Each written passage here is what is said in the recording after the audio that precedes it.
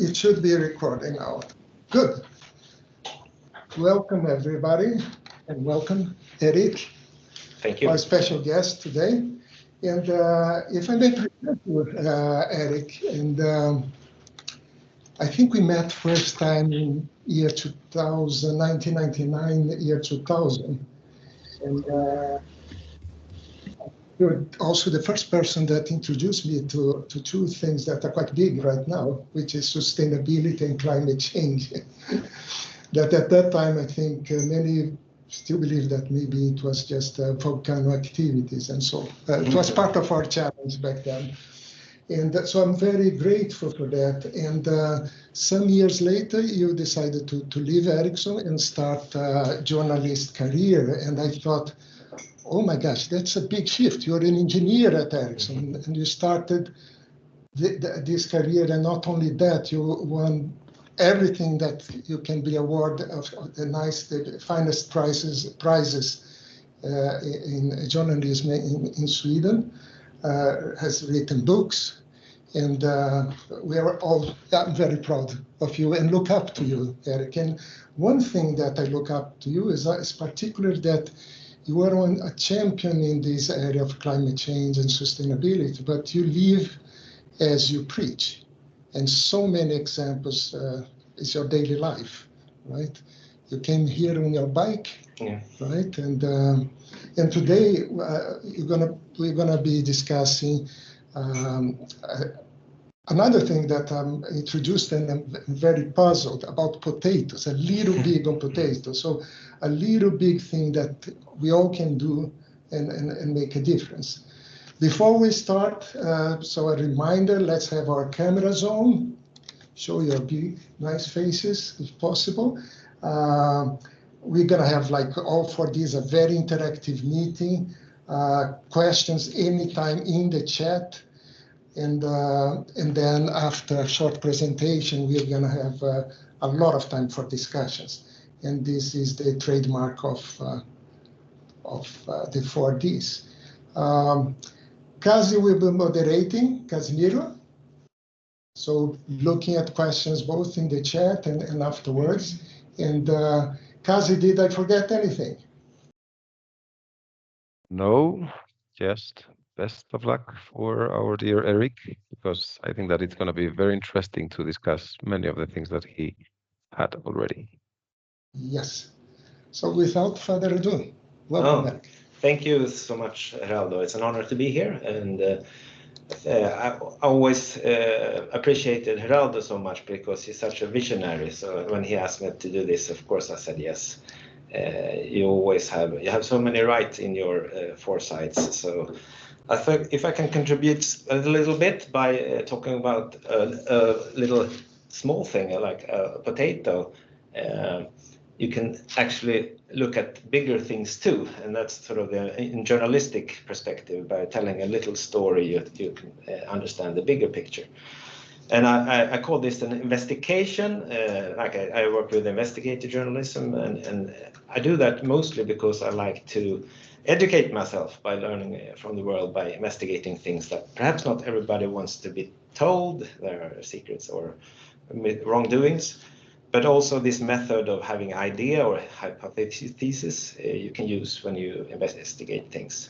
So I call it an investigation, just invented the word here. And the concept little big, I think something small that tells the bigger story. And the 4D is the take that we will ask you afterwards. What are your thoughts on this idea? Will you be a doer, a dreamer, designer, or a doubter? What is your take on this? And do feel free to ask any questions about the presentation during the presentation. If it's not clear, if there's some words I might not use correctly, or there's something on the slide that you don't understand, just shoot. I like quick, fast questions, and I'll answer them quickly too. But there will be a longer discussion afterwards. So how did I come up with this idea? Let's see if I can get the slide going. Well, I had my third COVID infection in November, December last year. And I learned, that's why from the previous ones, that I gain weight because I'm a very active person, and when I cannot do sports and being bike to work like I biked here, I gain weight. And this happened too, a bit more, quite rapidly, as you see. This is an app I have on my phone that I have a scale that's connected to my phone and to the software that I go on the scale every morning, and then I get my weight. So I take care of my weight. I bought that scale during the COVID because I noticed that it was my first ever scale because I gained so much weight when I became passive due to illness. And I had this challenge around New Year. How do I get back in shape? And I started to look at things I ate. Normally I try to, when I go hiking, I do a lot of outdoor sports. I try to carry as energy dense food as possible, but now I had to look the other way around. How can I get a nice sensation of being full, but not having too much calories for my first time in the life, more or less. So I started looking at the bags or the packages, and this is to the left, you have a pancake, a normal pancake, and to the right, you have a potato pancake. It's called raggmunk in Swedish. And I was a bit stunned when I looked at it in the shop, trying to get control over my weight. Because if you look to the red arrow there, you see that's, and compare it to the green arrow, it's almost twice as much calories in a pancake, a normal pancake, as we have today. But the potato pancake had half of it. And I think it's yummier, it's tastier than the potato pancake. So that created some, how come this be possible? Similar food is half the calories, and what does this mean? So I started to investigate the data on a potato, and this is quite energy or a detailed picture, but if you look at the smalls to the left in calories per serving, per 100 gram servings, it's the least of the things I normally eat. Potato, and you have pasta, it's 80% more calories. Rice is 50% more. And if you fry the potatoes, they're about the same. The boiled potatoes are the best if you want to get little calories. And if you have French fries, of course, then you lose all this because of the fat and the grease that is in the French fries. And also there's a lot of good stuff in there, vitamins B, vitamin C, folate, potassium, phosphorus, and magnesium, etc. And vitamin C is essential and has been for a long time for us to stay healthy. And then I also looked at the environmental aspect of it, the climate impact. And then it was like so much better than rice and wheat pasta, for instance. It's like 2.5 times the wheat, 4.4 times as much carbon dioxide emissions from if you have cooked rice, and if you compare it with dried rice, it's more. So it's a fantastic food for the climate as well. So then I thought, oh, this is a cool thing. How come I didn't know this? And then I started to look at where does this carbon dioxide come from?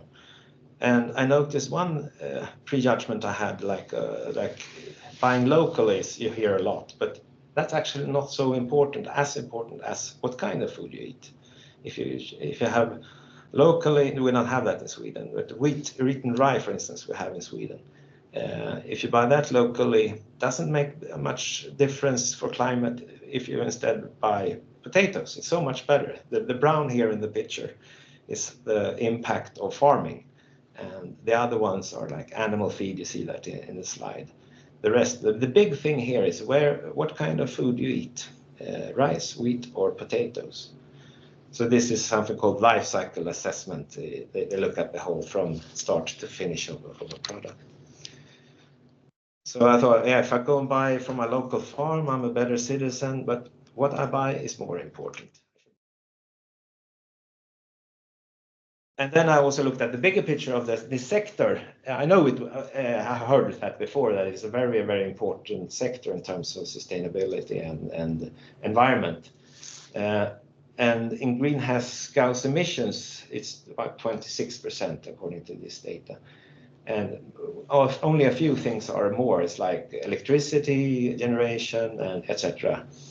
But then if you look at the other aspects that are becoming more and more dominant now in the terms of sustainable development, after me and Geraldo, we looked at this 20 years ago, land use. Agriculture uses half of the land. And the rest is like urban areas, very little, forest, shrub, etc. This is the global pictures. And in fresh water, it's like a major thing, not in Sweden, but agriculture 70%. Eutrophication, that's övergödning. 70% of the excessive nutrients to the sea comes from agriculture. And the last big trend in sustainability is biodiversity. You had the Montreal Protocol a few years ago, where we have to take care of our biodiversity. And we use most of the animals today are livestock, cows, pigs, sheep. Only 5% or 6% of the biomass is actually wild animals. So what we eat takes up a lot of room on our planet. And the same is for poultry, I mean chickens, etc. The biomass is much, much bigger than for the wild birds. So if we eat rice or potato or pasta, of course that could substitute some of meat, have a bigger environmental footprint.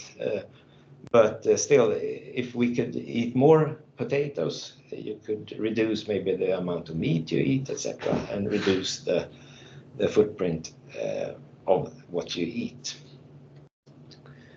Any questions so far I should ask? It's good. And this is what happened to me when I started to eat more potatoes. I could also start exercise slowly after Christmas. And this is the graph. And then I lost 5 kilos quite quickly because I substituted a lot of pasta and rice with potatoes. So I lost quickly quite 5 kilos. I want to go even less, as you see, the dot dashed line is where my goal. But that maybe this summer I'll get there. And also looking at the history. Can I ask you, just ate Sure. potatoes then for a while? No, I ate much more. I didn't, but instead I ate maybe.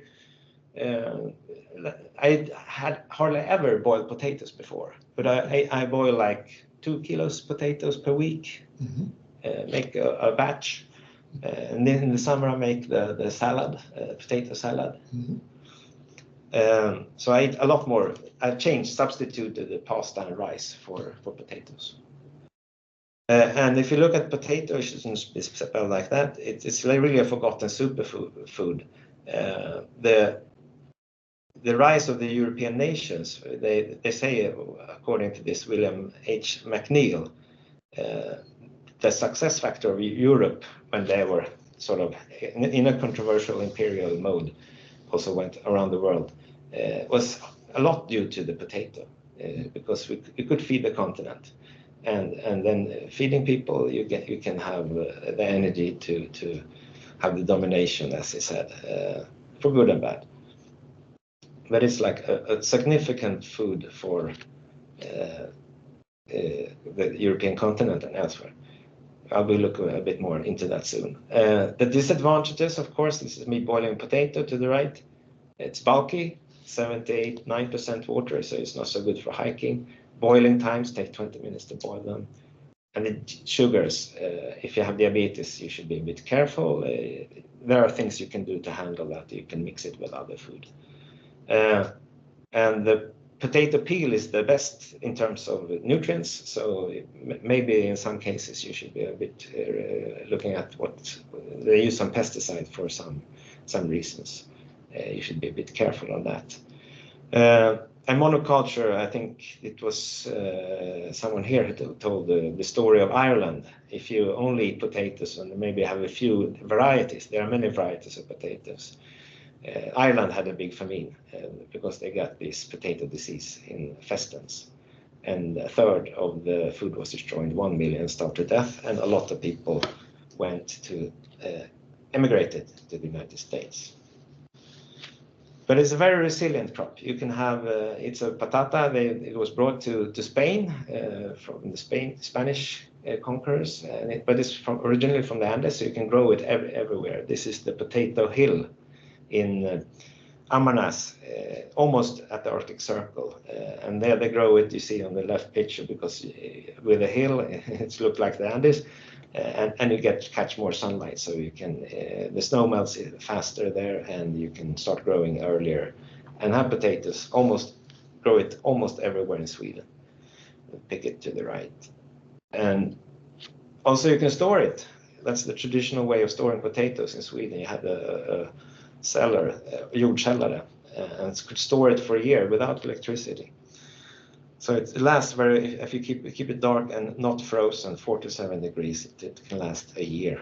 So it's a fantastic food.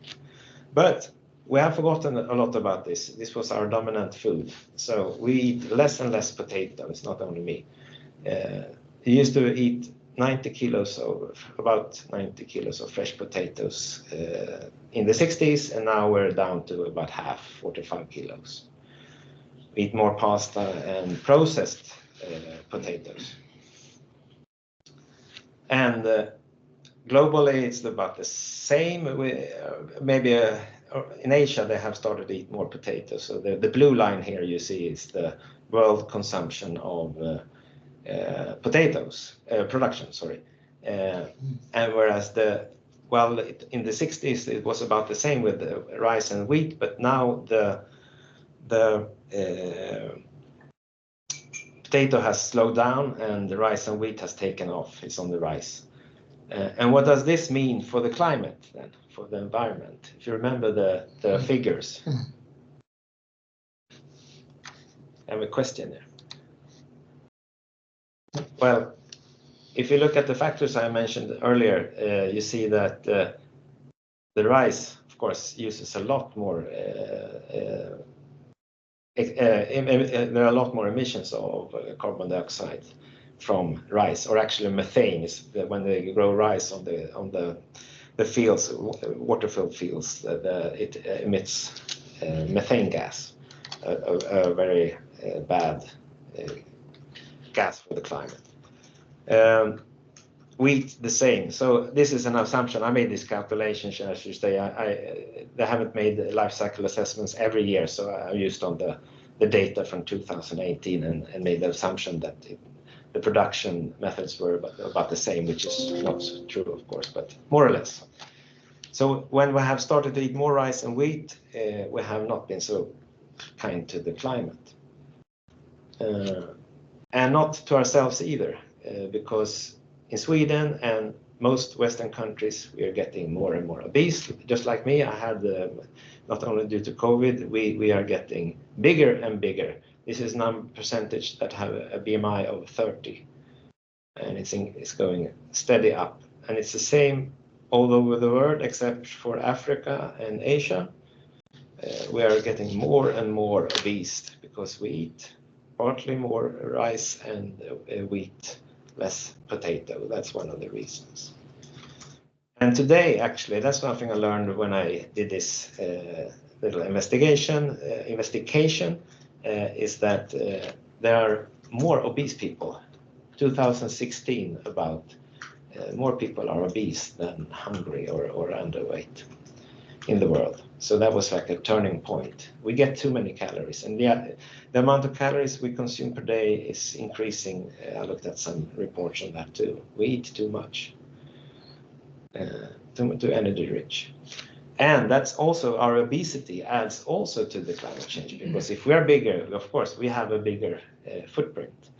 And the cost, according to a report by Lancet, is that obesity accounts for about 3% of the world's GDP.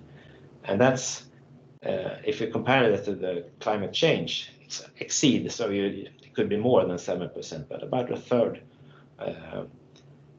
of the cost of climate change is also obesity. It's costly for having obese people in medical care. We consume more, etc. We have health problems. So It's a big factor in the world, big trend. And the Lancet, they had a commission that looked at this, and they urged a radical rethink, new business models, new food system, new civil society involvement. And I learned another word here, they call it a syndemic of obesity, undernutrition, and climate change. And syndemic is that two or more concurrent or sequential epidemics or disease, they coexist. That's the Lancet report. And what I wonder if, will there be a potato comeback, return of the superfood that we got from South America in the 16th century?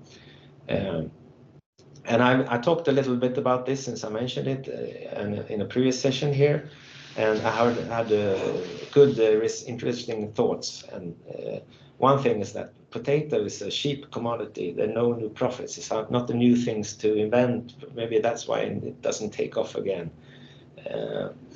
That's one thought I heard. And another was if potatoes were not so cheap, it would be considered luxury food by taste and quality. Now I read that the prices are getting up a bit partly because of climate change. The floodings in Europe has made the potato more expensive because it ruins the way the potato grows. And another thought on the weight was if you want to lose weight, eat like your grandparents. It's like the old foods. And I have taken that started to look at the things my grandparents eat, like a lot more potatoes. And last week, the UN have started to promote potato again. I don't know if you celebrated this, but it was the International Day of Potato, the 30th of May. And I didn't know this when I took this, looked at the idea. That I don't know if it's the first International Day of Potato. I haven't looked that much into it, but it contributes to key objectives of the Sustainable Development Goals. It's a very sustainable crop and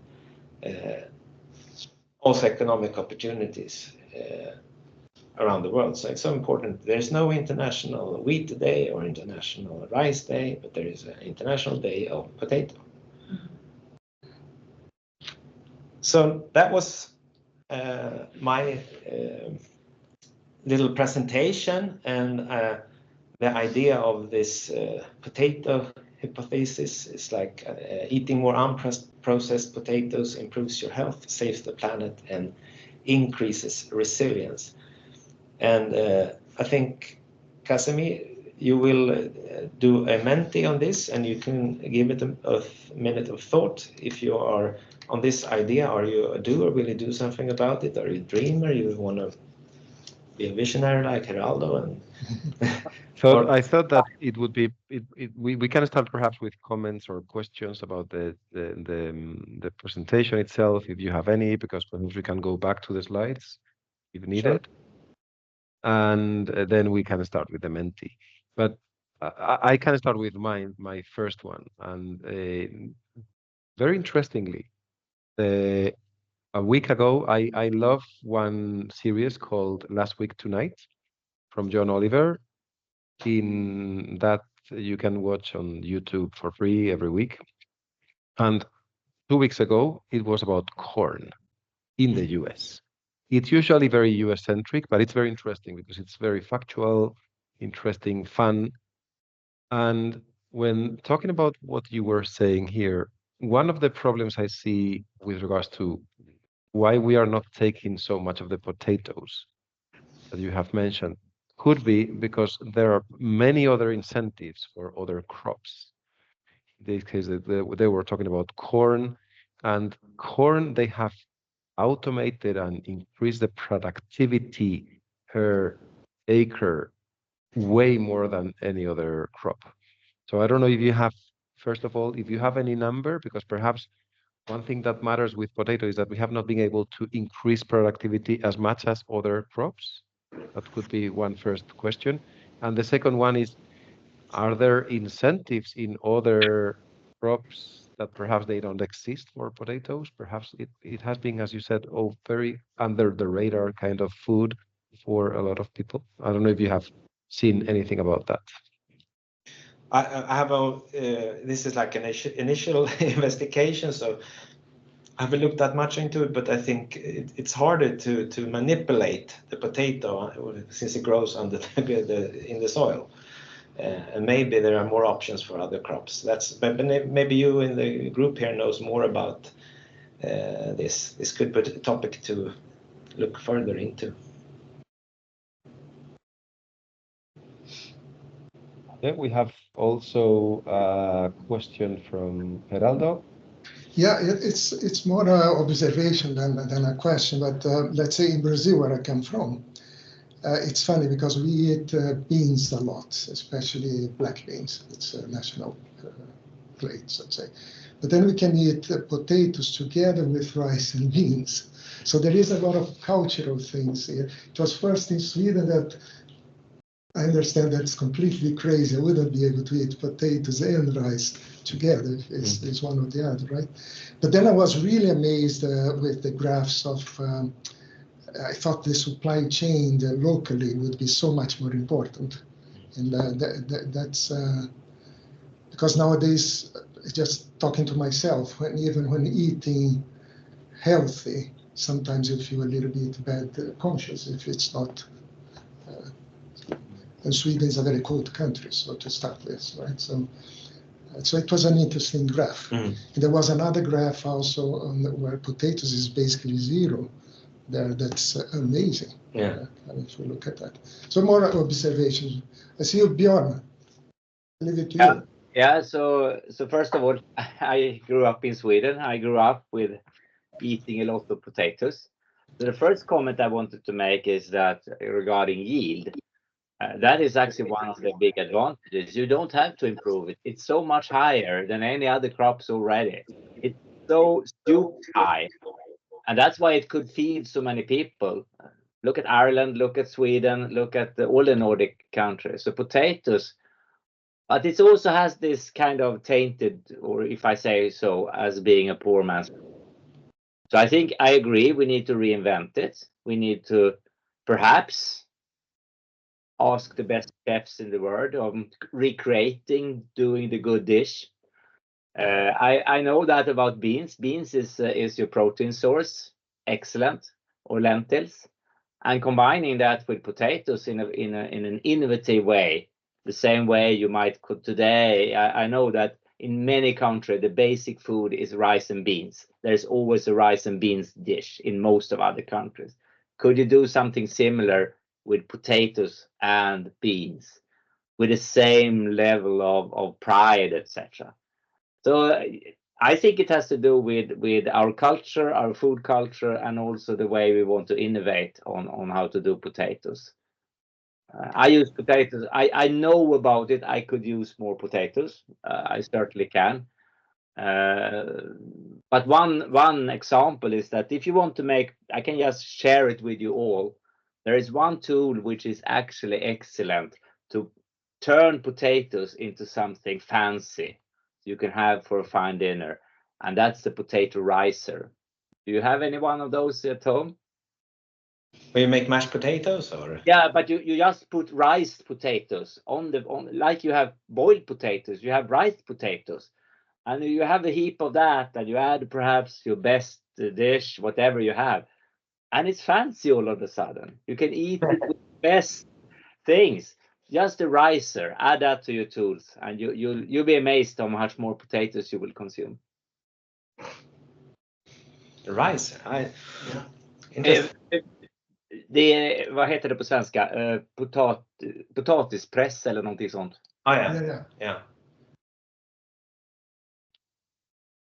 Mashed potatoes, I looked at calorie-wise, if you don't put butter in it, is very good for your health too. But the peel is where the yummy vitamin. Agreed. But you might be able to separate it and actually cook the peel to something fancy, because you need taste and texture. So say you roast the peels and add it to the rice. Yeah. I'm getting interesting now in trying to innovate on the cooking side. Yeah.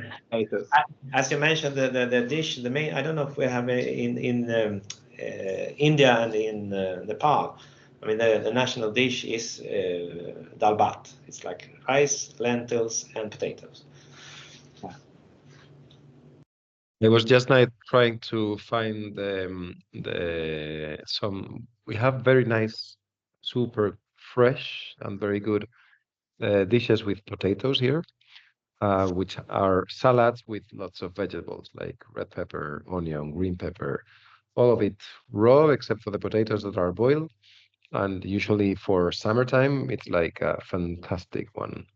You can also do it um, with squids and with other things. I'll try to find a couple of very nice and good recipes and share here as well. Perhaps we can rethink of foodies for cookies or something like that. To really push for it, you need to push it so it becomes enjoyable.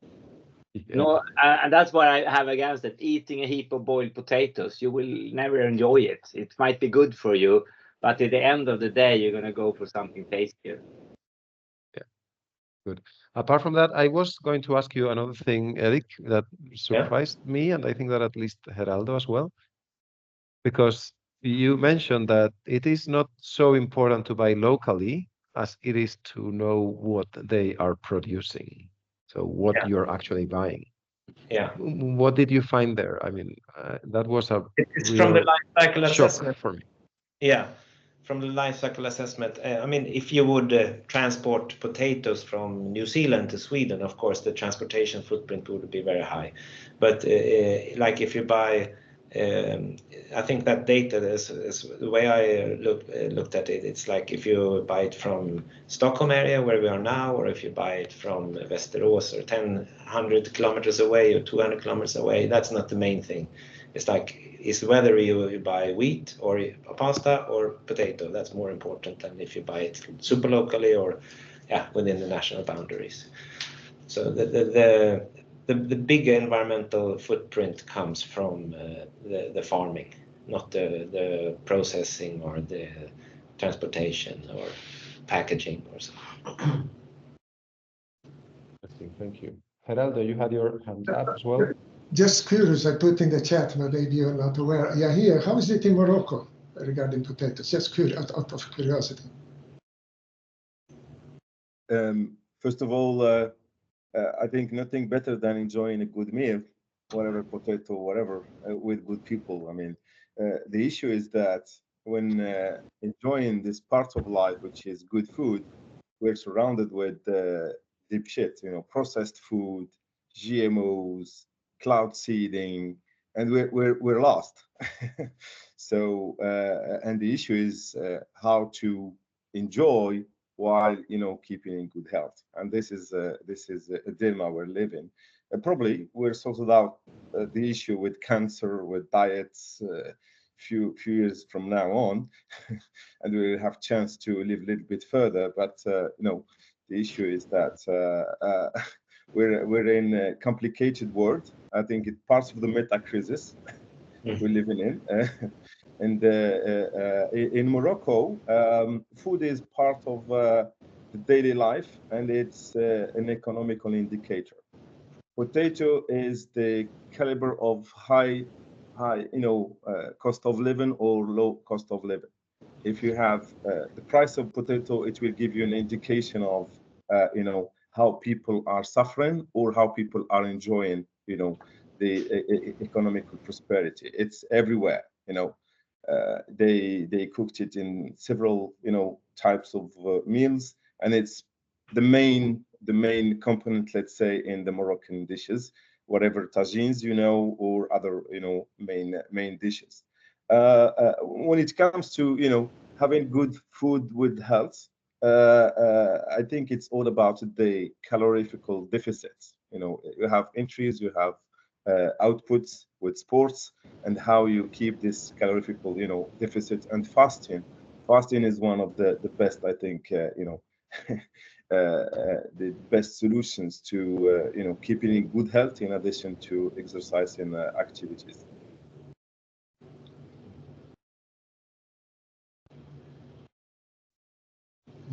Thank you very much. Yeah. Thank you very much. Yeah. And I think that in many of our countries, it's definitely a starting point. And connected with what Johan was saying, it's very interesting. You mentioned we included one link here I heard as well from a very famous anthropologist in Spain how different cultures have evolved from one core source for food, either wheat or rice or corn or potatoes.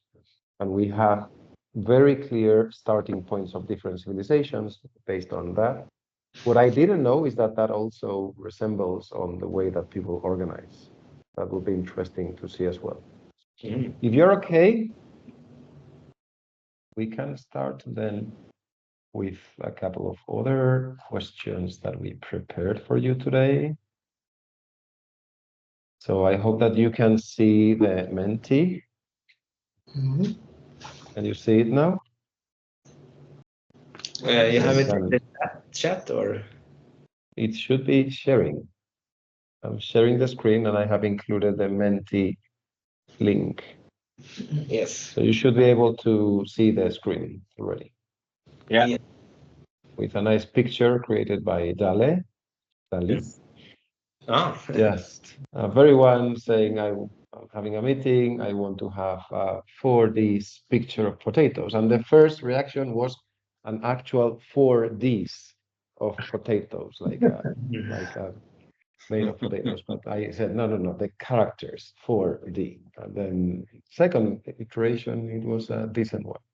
So you were mentioning that this is an investigation, and the core idea, eating more unprocessed potatoes improves your health, saves the planet, and increases resilience. So who are you in the potato core idea? What are you in each of these four? So if you don't have access to the Teams, I have just included a link in Teams, so you can vote there.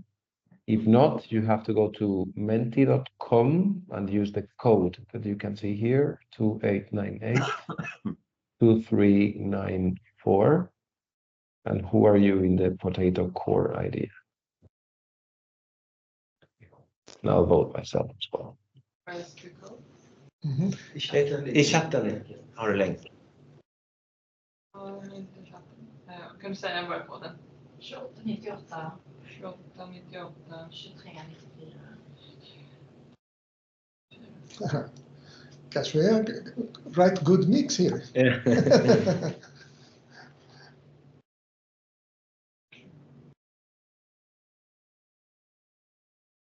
So what about the doers? What do you think that you're going to do? Half of you are doers. I'm not. Half of you are doers. What are you going to do? I can say that we just had to dig up in our garden. We had this kind of, I don't know, we have to remove everything because there was this weed that was covered. So our idea right now is actually to plant potato. Because it's also on resilience terms. We tried in baskets, but it gets too dry. So it's sort of like mixing up our garden with more eatable vegetables and self-reliance on food, basically. We have another idea to maybe have hens and chickens, but I think this is easier. Yeah, and also get the hand of it. So like, how do you do it? And one experience from last summer is that if you put on the cut grass on it, it keeps the moisture, so it grows very, very well.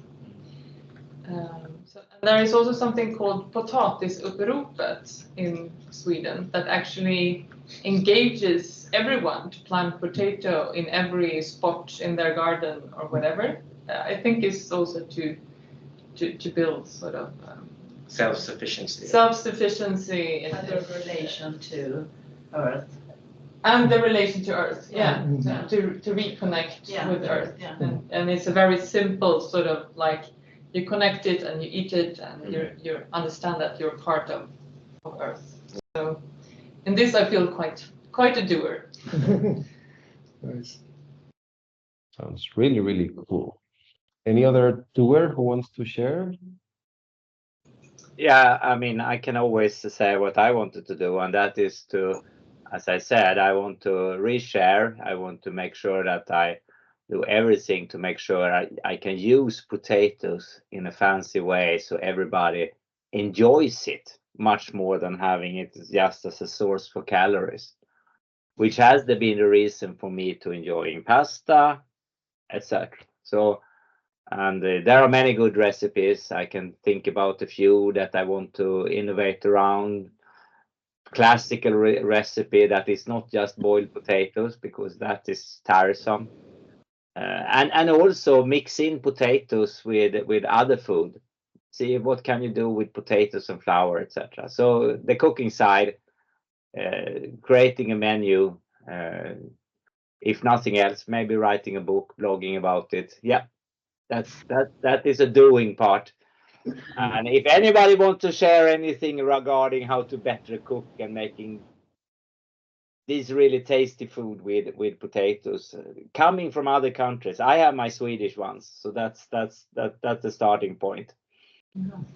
Will do.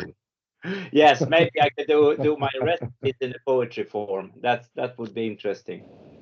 I can publish a book on potato in poetry and cooking. That's a very good thing. What about some others, not doers? What about the designer in the team? It was me, and I had about similar idea as Björn. Maybe you should write something about it. It's a fantastic story, I think, about a thing that everybody has a relationship to. So I think it's a very strong story. I looked at what books there are, and they're mainly about the recipes, but not the full story. I mean, it's a crop that comes from the Andes, and they conquered the world, and there are many dimensions of that. Could be a great story, I think. What do you think? Would you read a book on potatoes? Mhm. Potato poetry. Yes. You already have the like the cover with the 40s picture. Ah, You yes. will do some like extra thing for the 40 team. Kazi, I'm curious about the doubters. I am a doubter. Yeah, okay. I am a doubter. And why did I say doubt here? Because following what I was saying before about the in the video that I shared with you last week tonight about corn, it's a very interesting one because he also does this investigation numbers, and basically it said that the increase in corn has been dramatic in terms of the field usage. It is being used 10% for food, almost 45% for animal feeding, and almost 50% for ethanol. But then you start checking everything in the process, and you realize that all are incentives towards just more capitalism type of model to grow, to use it, to big companies that take advantage of the money that it's behind. And you start checking all the things that are behind, and then you start seeing that there are a lot of lobbying powers to not change the status quo. Okay. That's why I doubt. I doubt because in order for this to change, I totally buy the story. I think that we perhaps have included potatoes in the poor food that was available, so that's why we don't eat it anymore. It's for. We even have a couple of dishes in Spain which are named as a poor food for potatoes. So, as from a social perspective, it looks as if you eat potatoes, then you're in the very low, poor. That's the perception that exists. So, Just on the one side, the big lobby, and on the other side, the perception. We have to make big efforts to change it. I totally buy the story, but we have to make big efforts. Just on that note, as an anecdote, I had my family from Brazil visiting us, and we have potatoes that we have in our trädgård, what do you call it, in the garden. And then when we are showing, very proud, and in Brazil, my family were like, they start feeling pity for us because it's associated with what you mentioned, right? I think we need to explain there what a luxury actually it is, right? Or to pick your own potatoes and so on. But in Sweden, you eat boiled potatoes when it's Christmas, it's Easter holiday, and it's Midsummer holiday, and it's the best. The best luxury. Yes. Fresh potatoes. Fresh potatoes. That's the best you can eat. Yes. So that's my doing part of it. I eat a lot of potatoes, and I love it in the winter time as well. So you are a doer. yeah, I'm a doer, and I love potatoes. Can I speak? Yes. All right, because I also pressed out. Yeah. And in general, I just agree with you. Have made a fantastic work doing all this investigation with all the curves and analysis of potatoes. And for me, it sounds like potatoes is back to basics and reconnect to nature and all that. And we all seem to agree on that. So I just pressed out because just to try to problemize a little bit. Because if it is such a good idea and we still don't do it, what can there be? What forces are taking us away from it? And I don't really know. I just think it's important to discuss from that point of view. Why doesn't it happen? And one remark I have with all kinds of data like that is that we are also getting more and more people on Earth. From the 1960s to today, we are from 3 billion to 10 billion, I think. So, I mean, isn't it a problem in general that we are so many on Earth? And if we replaced all the pasta and the rice with potatoes, maybe we get a problem with potatoes because they are also taking a lot of resources on transport and I don't know what effects will appear. So more questions, so it's just to try to bring in that perspective. But you can grow it in your own garden. And if you do. But how many have an own garden? We are living in a very urban world today. No, so but if you do. Yeah, You can do it in. But when you look, I mean, more and more people living in cities, so that's not a realistic. It's a nice idea, but very few people in general have that garden or that little place. So yeah, I'm just criticizing for the sake of bringing questions. That's great. No, and I agree. There are other areas with the overpopulation is like a hot topic that's not discussed as much. But, that's of course one of the biggest factor of the problems on the earth. But if I may add one doubt or a question I have is like this. When I looked at from agriculture, all the impact that it has, that it expands and take up over the biodiversity, especially animals than poultry or livestock. I think that's a major question I have. Can you grow a crop that makes the wildlife happy as well? So you don't, because whenever you grow wheat or rice or potatoes, I'm not sure, can you keep the wildlife going at the same time? The bees, the flowers, the boars or whatever, can they coexist? That would be a nice. That's a big challenge for the future, I think. Sure. Yeah, diversity, I think, is a key word in general. To keep many fronts and many ways out. But just to add what. Oh, sorry, I should. There's a line. Sorry. I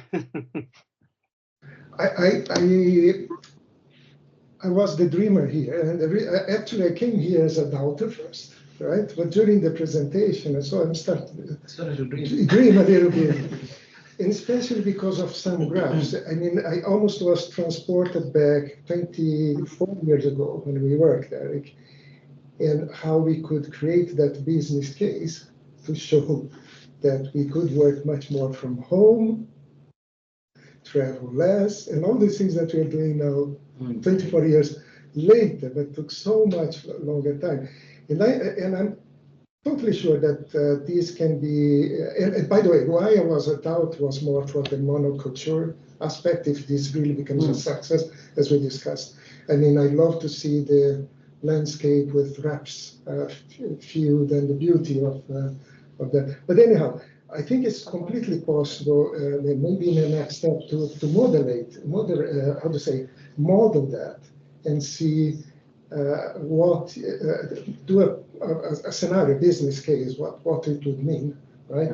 And the other aspect of dreaming is that I just came out of this Juice Fest that this guy, Joe Cross, a major, entrepreneur, became famous. He had a documentary, Fat, Sick, and Nearly Dead. And the theory there is that you can juice fast 60 days and lose a lot of weight. I did 20 days or so and lost 8 kilos. That's good, right? But then I'm thinking, gosh, sometimes it's all about bringing up things. I could see Fat, Sick, and Nearly Dead with potatoes, with the advantage that when you don't eat after 20 days, it's terrible. Just drink, So I'm longing for potatoes.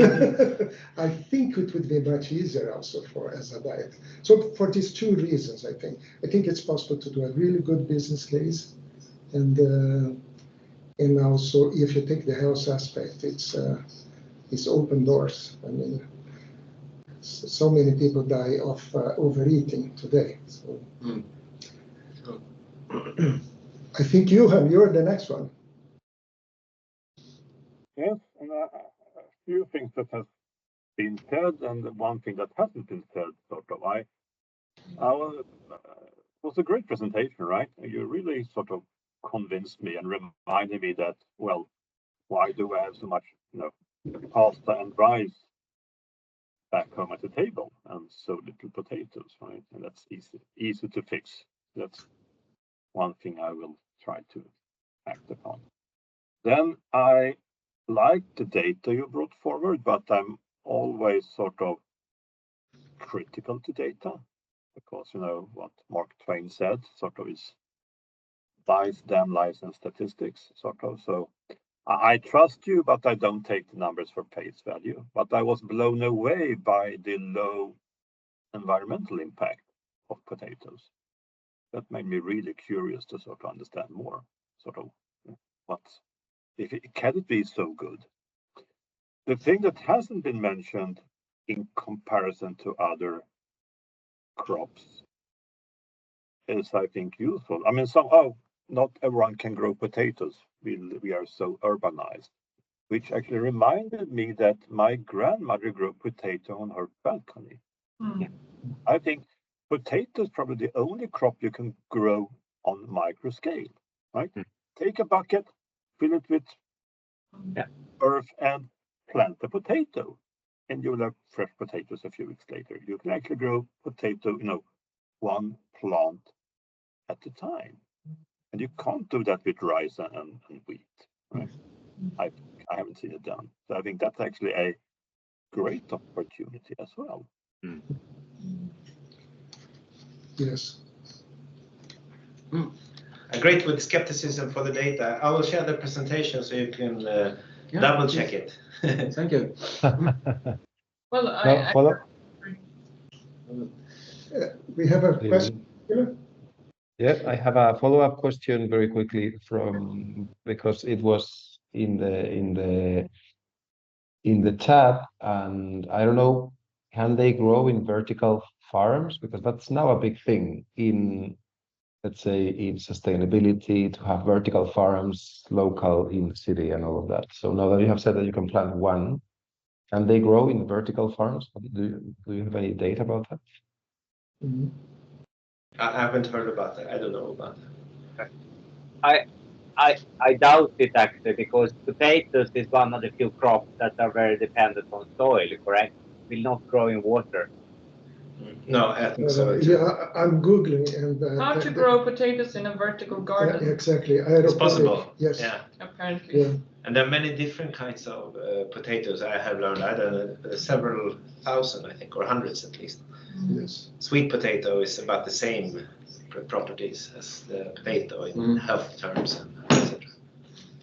And connected with that, perhaps one thing that it will be interesting, because one of the other problems that was mentioned in the video is that we are reducing the number of actual crops, because we are really focusing on those that have a very high yield and are very resistant.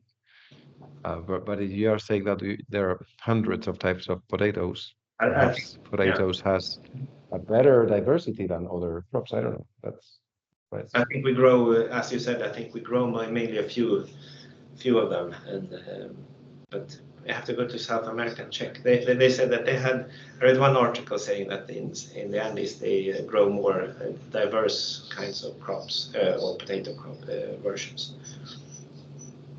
We have Johan, next one with a question. You're muted, by the way.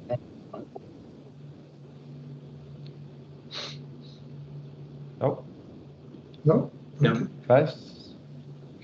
Yeah, it was actually Ingela here. Yeah, I was thinking because, I mean, in Sweden, in school, you always learn that potatoes was what brought Sweden from famine to wealth.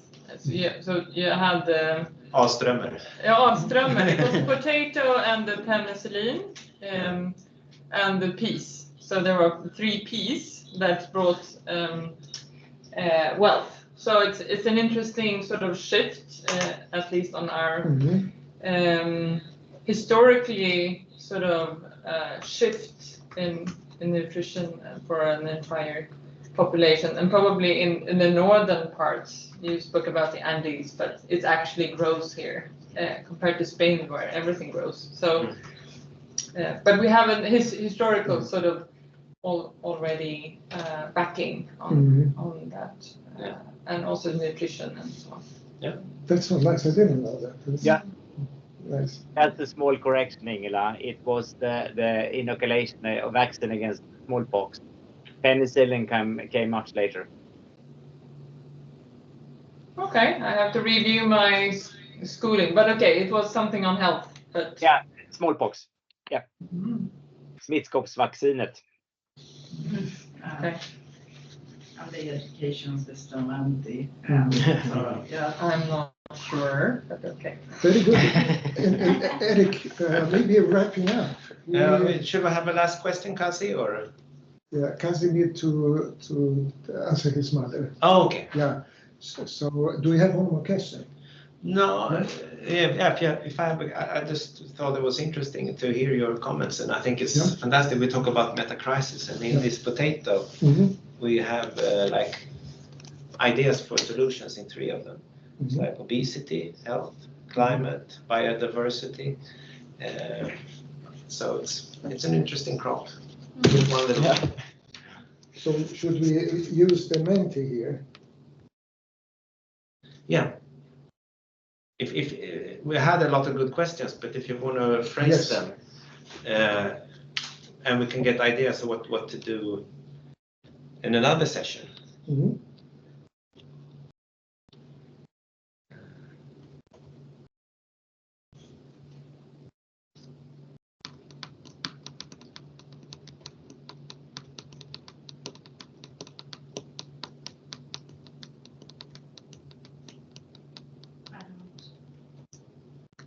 What's happening? It's another Menti. So to the right you can. Is it in the chat? The same link here. The same link. Okay, right. I included a new question because I thought that you were asking for that. Sorry, I was talking to my mother. No worries. Kazi, so we are answering the second question. Yes. Or continue the investigation. Investigation, yes. Yes. 2898 2394.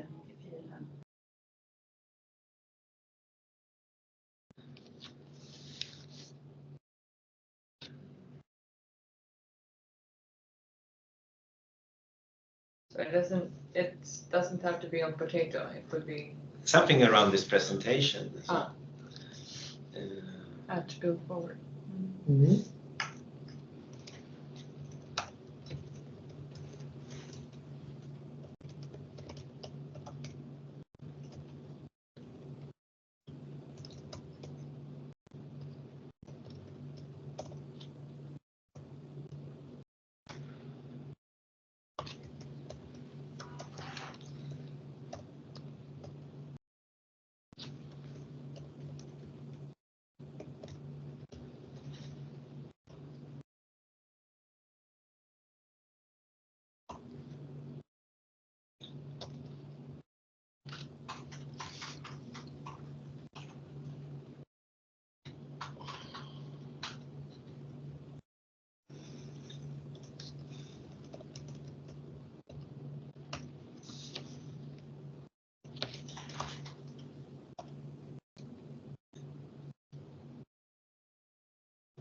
And in this one, Erik, I have included the voting capability if you want to use it, which is when we finish writing, then we can all vote which ones we think would be more interesting. Great. So if you're done, what I will do then is to press a button, and then you will be able to vote.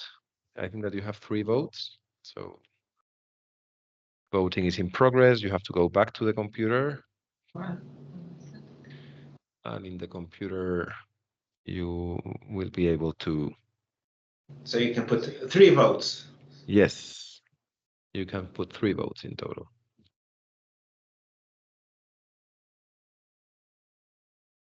Can you vote on your own suggestions? Yeah, of course.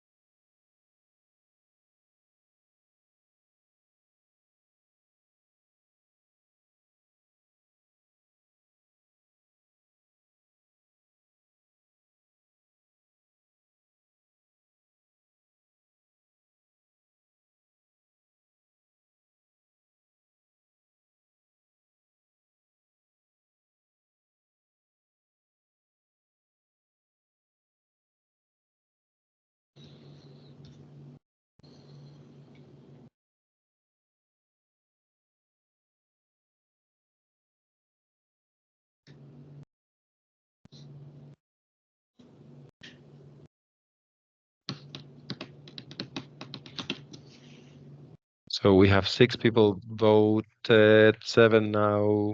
Let me count us. 1, 2, 3. Okay, I think that we are ready to show. I think that even showing you can still vote. So if you haven't done it yet.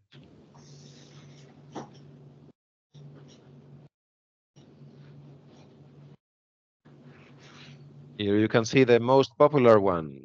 Look closer on the environmental life cycle impact of crops. And then a business case on potatoes that we can present that is uprooted. Maybe we have already, but I think it's not that active, the potatoes uprooted. okay. I looked at them.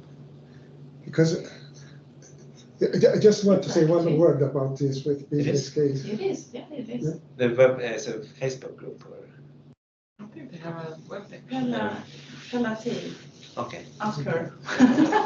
We could invite her. Yeah. Of course, it would be nice to invite. Yeah. Yeah. No, because And then it's about eating and status.